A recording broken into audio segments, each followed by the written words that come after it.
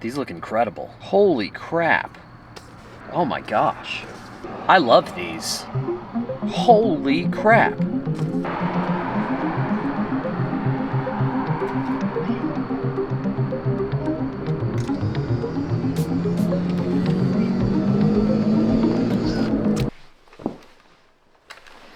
This is my Polaroid Spectra. Now what's special about this camera is that it shot Polaroids that were wide.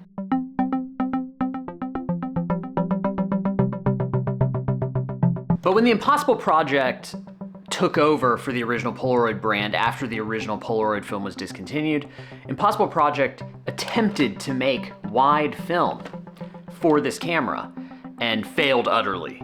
Basically, the film they were making was too thick, and this thing would just constantly get jammed. It was just constantly jamming. I kept having to like open it, shut it.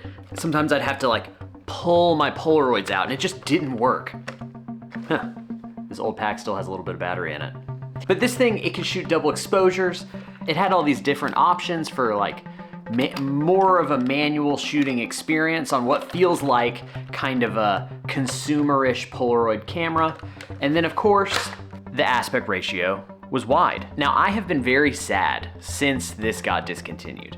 There's been a hole in my heart ever since I couldn't use my Polaroid Spectra anymore. But you know what? My craving for wide instant film just hasn't gone away in all this time. I've been shooting a Polaroid every day this year, and I just kind of miss that nice wide aspect ratio. So I finally broke down and bought some Instax wide. But that's not all, because recently a camera has come out that may be the answer to my prayers. We'll have to see. But it's the Lomo Instant Glass Instax wide camera. This camera might be familiar to you if you're in the Instax world. The only difference is that this camera has a glass lens now. So we'll have to see if that makes a difference. So listen, one of my misgivings about Instax film is how just kind of cold it is. It just is bluer, it's colder. It's not as warm and inviting as Polaroid film. But what I realized about that is that oftentimes when you shoot Polaroid film in low light, or honestly, most cameras in low light, it creates an orangey vibe. This camera, when you shoot this in low light, because of its cool tones, low light's red as opposed to orange. I gotta say, I think I like the low light look of Instax way more than I like the low light look of Polaroid film.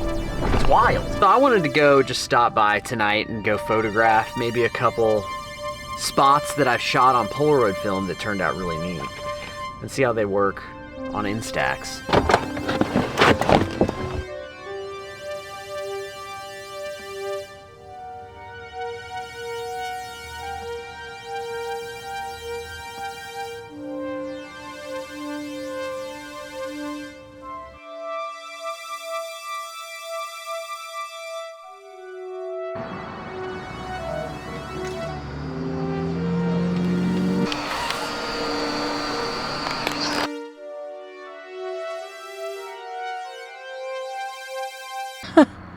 Wow.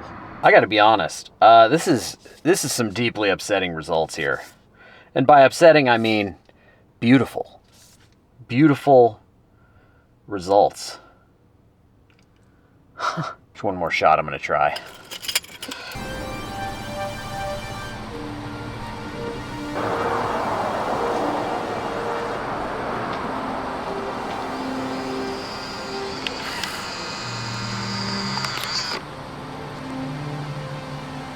I gotta be honest, I'm a little blown away right now by Instax wide.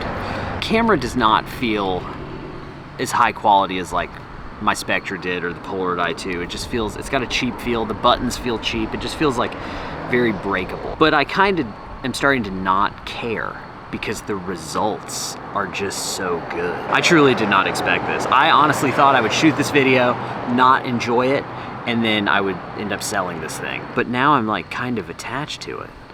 I think I'm starting to like the photos better than I did on my Spectra. This is very unexpected for me. This is extremely unexpected. I truly did not think I would like this. It's so sharp.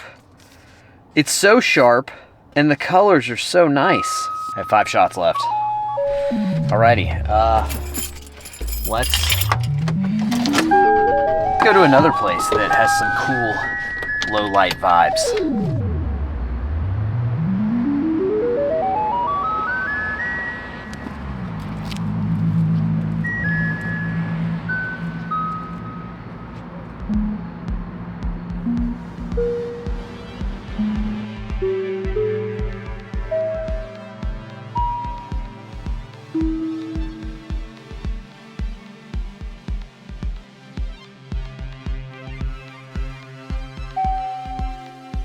Because quite frankly, Polaroid film is not good in low light. You may notice if you look through my work, you may not see much night photography. It's because every time I go out to shoot night photography, it ends up just being a huge waste of film. If I'm gonna go out at night, I'm shooting Instax. Now, will that be the same for daytime? I don't know, we'll have to see. I have a feeling the daytime results will not excite me as much. Now, the camera itself feels extremely cheap. We've been over this. I mean, just the viewfinder alone is almost useless. It almost doesn't even need to be there. In fact, I've been shooting without the viewfinder for all of these images I just shot. I just kind of aim it center at what I'm looking at or kind of move it this way. And then for these shots, I was able to turn the focus ring to infinity. And I just kind of let it fly. I think the kids call that no scope. I was no scoping with this because the viewfinder is absolutely useless on this thing. Shutter button feels cheap, just cheapo plastic. This switch here, it feels like it's gonna snap right off. These buttons, very cheap. This leather, I've seen nicer leather on a Hotel Gideon Bible. So this camera, largely disappointing. I can't remember a time where I have held a camera and been so revolted by it and just how it works and just by the feel and it just feels like a toy. But then it comes out swinging with these incredible results. So I would argue that probably just due to the glass lens, which, you know, glass says glass, and Instax. I think Instax plus glass equals good. So I think this camera takes amazing photos despite itself, which is largely kind of crappy. Now, on the flip side of that, this camera is incredibly easy to use. There's almost no learning curve on this camera whatsoever. I picked it up and I instantly knew how to use it. You have 3 focus options by turning the lens. Okay, done. You got on, click. You can choose your aperture if you want to get real crazy, but otherwise it can just be auto. You got your flash on and off here. You got your multiple exposure button on and off here. And then you got a little bit of exposure compensation just by 1 stop. Minus 1 stop or plus 1 stop. And that's it. That's it. That's all there is to this camera. So I think almost anybody can pick this up and probably use it pretty well. So the rest is up to your subject and your creative ideas. All right, I'm gonna quit glazing Instax in these photos, and we're gonna take a swing at using this camera for some daytime results.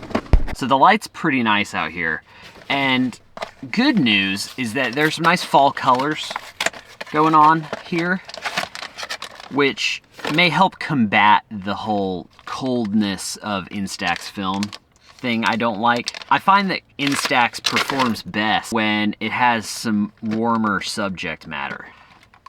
It pushes against that, just the blueness of this film.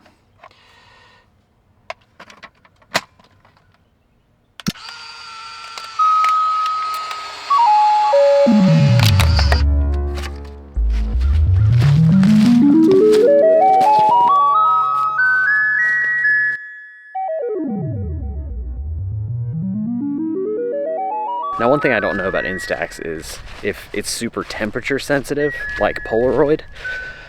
So I just put it in my back pocket, but I don't know if that makes a difference or not.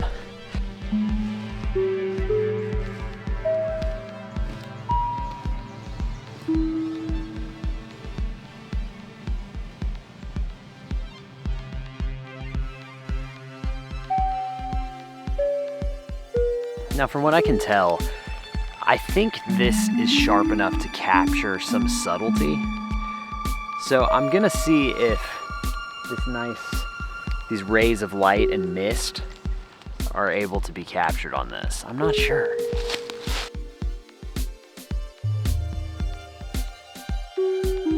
Also, a very annoying thing about this camera is that it doesn't fit comfortably in my camera bag at all. So it's kind of just unwieldy. This thing's gonna get beat up the more I use it because it's hard to transport comfortably. I'll probably get a strap, I guess, but it's gonna just scuff the crap out of this, and I don't know how well this will hold up over intense use like the Polaroid i2, because it's just not, the build quality's not there. It's just not. Now, I gotta be real, I'm very torn on this camera. On one hand, it makes me appreciate Polaroids more as far as the cameras and just the soul of each image. But I can't tell if the thing about Instax wide that I'm really enjoying is the stability that I've just grown accustomed to not expecting from instant film because I shoot Polaroids every day. Because the Polaroid i2 is sharp. It's not as if I'm not accustomed to sharp instant photography. I guess the difference in tones, the dynamic range, is just, it feels like I'm shooting like a 35 millimeter 800 ISO film stock or something, as opposed to a dynamic range limited instant film, which is what Polaroids are. And so I'm just really enjoying the results, but I'm not enjoying the shooting of the photos themselves because this camera sucks so hard. And again, the camera doesn't suck. It sucks to use. This camera sucks to use, but the results are good. And so I'm in this weird place where I don't know what to think. I don't know what to feel.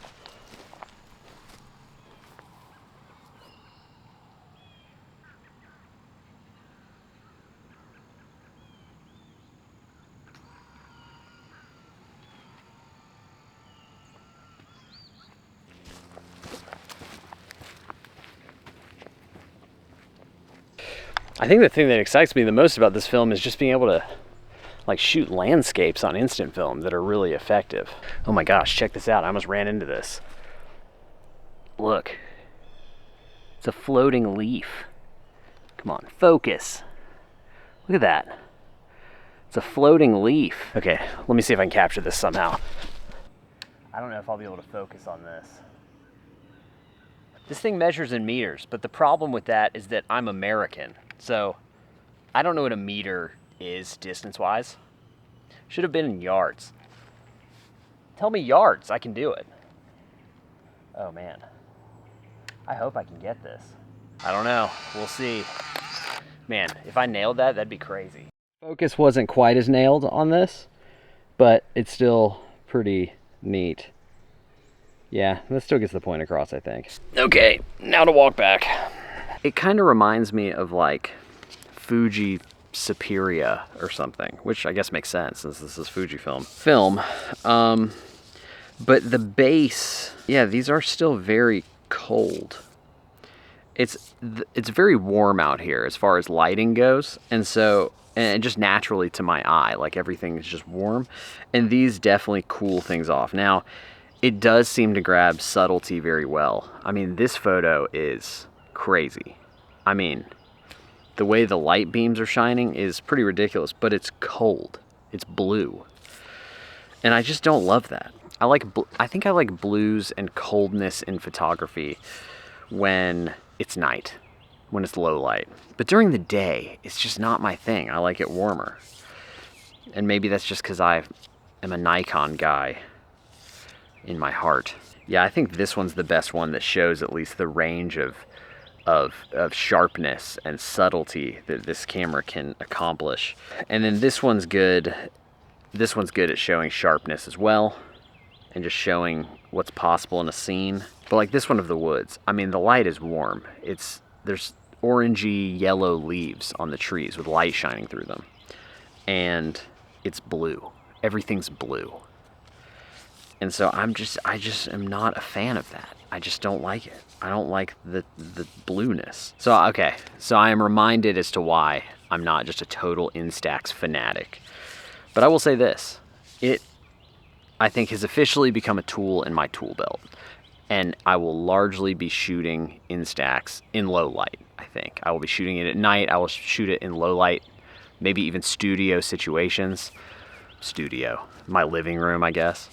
But to just walk around during the day, if I'm gonna go on a film walk with friends or go out somewhere just during the day, I'm probably not gonna shoot Instax. So as far as aspect ratio, I really appreciate how this has replaced my Polaroid Spectra. I have a now wide instant film option.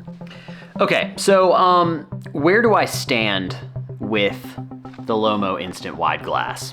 I appreciate that it is less than half the price of the Polaroid i2. So there's no allusions to the fact that this is some sort of pro camera that requires you to get off your wallet for. So I appreciate the self-awareness there. I kind of really dislike the camera itself. Every Instax camera I have touched has disgusted me in one way or another, but I'm extremely torn because every time I take a shot with this camera, I'm like stunned and blown away by the results. Now, I don't like Instax's more cold look, and I would say I'm definitely probably not gonna shoot this much during the day. I'm not gonna go out just for a little walk and take my Instax camera. Now, I might if I'm shooting at night, maybe, right? But this is not like, I'm not passionate about this camera, but I'm happy to have it because it will definitely go into the rotation. Honestly, like the camera itself, like is silly. It's a silly camera. I wish that we could have a more, not even pro, but just like a little bit more serious camera because it just feels plasticky. Now, again, it's like a little over 200 bucks. So it's not, we can only ask for so much. But I mean, even if it was to the build quality of like my Spectra, I probably wouldn't complain, but it just feels a little cheaper than even that, you know? Don't like the camera, but I like the results. So, weird place to be in with that. I don't know if I can think of another camera that I really just distinctly did not enjoy using, but like was obsessed with everything it created. Anyways, thanks for watching. You can follow me on Instagram @WillMalone. You can follow my Polaroid Instagram account, which will, I guess, now have some Instax on it, @EverydayInstant. And I just wanted to remind you, go to willmalone.com, go to the limited print section to go browse my latest collection of prints that are now for sale. And we've got one more video coming out before Thanksgiving. I'm gonna take a little break for Thanksgiving. So sometimes you need a break, gotta get the creative juices flowing again. I don't wanna get burned out on everything. So I've got one more video coming out next week. And then after that, no videos until after Thanksgiving. So again, thanks for watching, and I will see you soon.